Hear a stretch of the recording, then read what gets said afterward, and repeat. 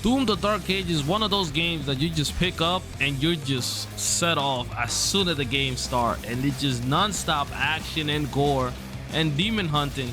For a person like me that never tried a Doom game before, I was just in awe the entire time. So join me on this kind of discussion about Doom the Dark Ages. Now let's go.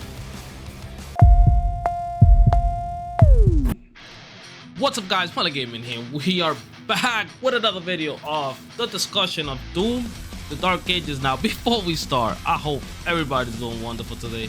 Now this game, I've never played a Doom. The only Doom I remember was back when Doom 64 came out, that my brother used to play it.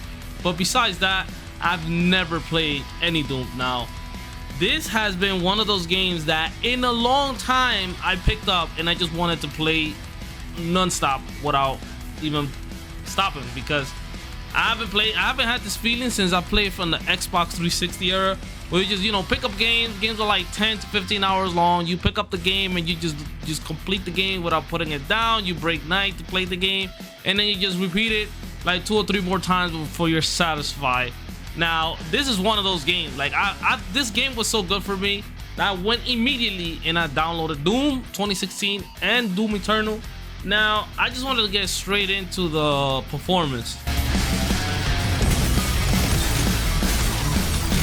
So, performance, I have a 5080. I got an Asus TUF 5080. I ran this game natively at first. I think I just hit my mic there. I ran this game natively at first. It was running around like 58 to like 65 frames per second. If you guys see my playthrough, I have a whole playthrough on this already. It was like around 58, 60 FPS, around that frame. And then for my second video, I decided to I turned DLSS on right there and then. And then I was getting an average of, let's say, it was like around 80, like 75 to 85 with DLSS 4. Now, I'm running a Ryzen 7 7800X3D, so it's pretty decent performance. But then once I turned on that frame generation times 4, it was like a cheat code. I was getting like 220 to 230 FPS at some times, and that's ridiculous performance. Like, that is ridiculous performance. Now on the Xbox, I don't have it on PS5 because I did bought it on PC through the Xbox app because I bought the premium edition.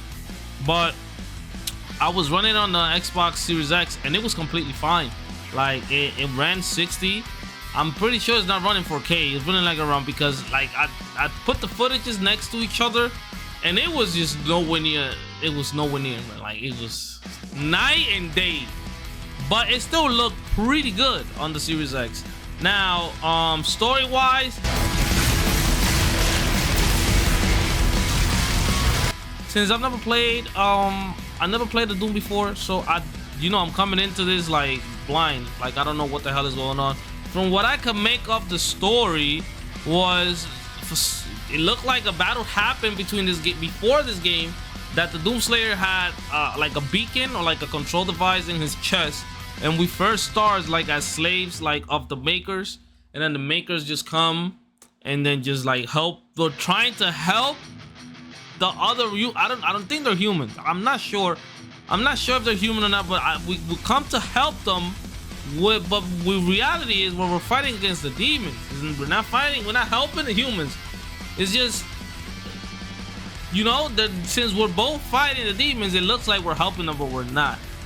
But that's what I could gather from the story. Anybody else that's more well versed in the series probably know more than me. I don't know.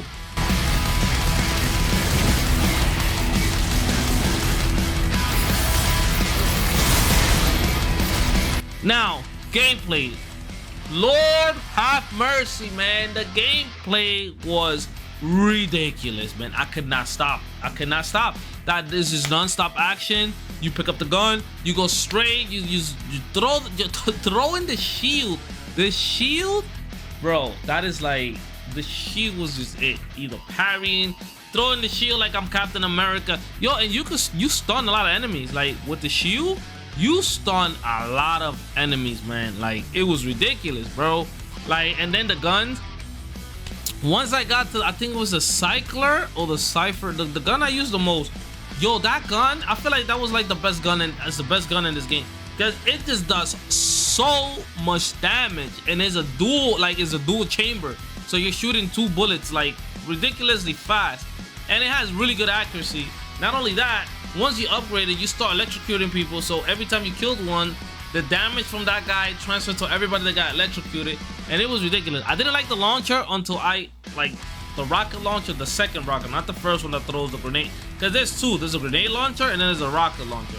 The rocket launcher at first, since I did not upgrade it, I was just throwing rockets and then it was just damaging me. But then when you upgrade it, the damage heals you. Cause I was like, I remember I said it throughout the gameplay. I'm like, yo, why does it keep hitting me? Like, why? This is a bad idea. Like, having a rocket launcher with like splash damage is just gonna kill you. Especially since I was playing in Nightmare, I was getting destroyed.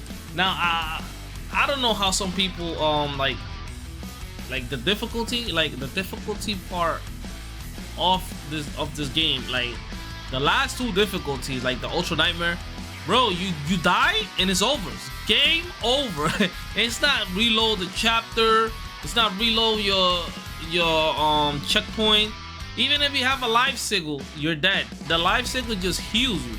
You're dead. It's GG's. You died once and the whole campaign is over. It's not like you can retry the chapter. No, you have to start from chapter 1. So if you fought in chapter 22 and you died by a random mob, you gotta go right back to chapter 1. The campaign is over, man. That is sick. That's ridiculous, man. I don't think I have the skill set. Like I said, I don't think I have the skill set for that. Yeah, but then let's move on to pacing. Now, pacing.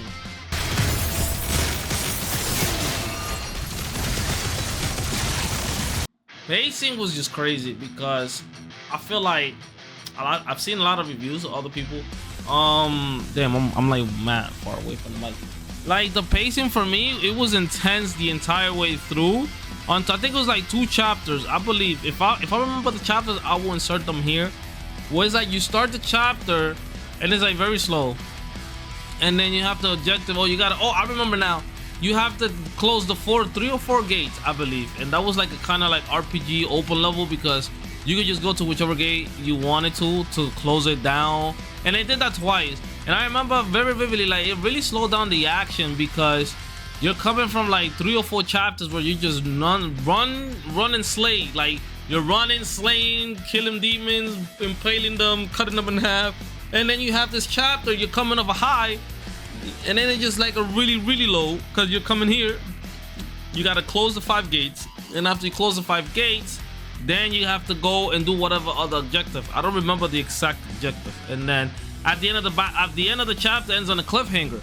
So it's like the pacing was like you have from the beginning of the game until like I want to say like you start at the beginning of the game, you do the 2 tutorial chapter, then you get the mech.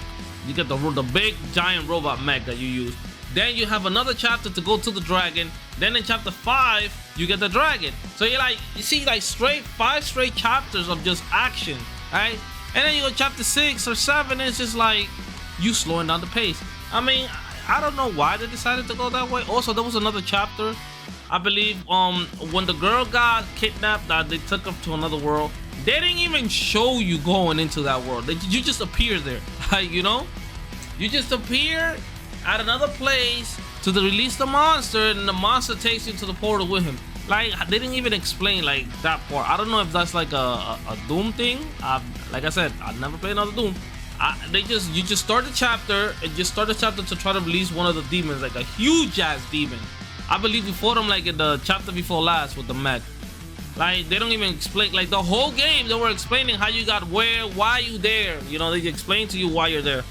And that was like one of those chapters that they didn't explain why you were there, which is kind of found weird. Now, I did enjoy the other dimension. The other dimension was ridiculous. Like the one with the puzzles where you go, it just felt out of place in the game because the entire game we were just running and gunning, and then we just get to a spot that is just like, you know. Also, pacing wise, I only liked the first. There was only one dragon level that I liked. There was a mix of dragon and then action, like you off the dragon.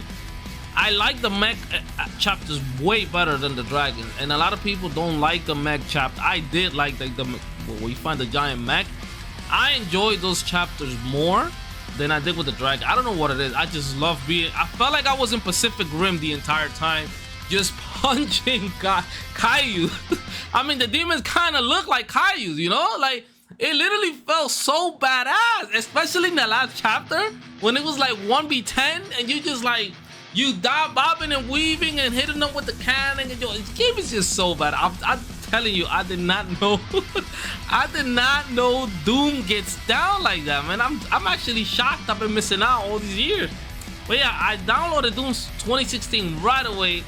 I'm gonna go back and finish the collectibles in Doom the Dark Ages. I already tried out to Nightmare. I died like in chapter 3, and then my second run I died like in chapter 7, and that was it. I was like, bro, this is torture because you just lost like 4 hours of progress, you know? Like I'm guessing those are for like really skilled people that really know what they're doing, but it's just not for me. Because then if you stop playing, for example, let's say you hot, like you hot, you're bobbing, weaving, you're not getting hit that much, you're executing everywhere, but then you gotta leave, or you gotta go to sleep, or whatever the case would be. You come back the next day, you're not as hype as the day before, you die, and then you gotta start all over again. Like, you know, well, for at least it's not for me. I'm just not good at the game like that.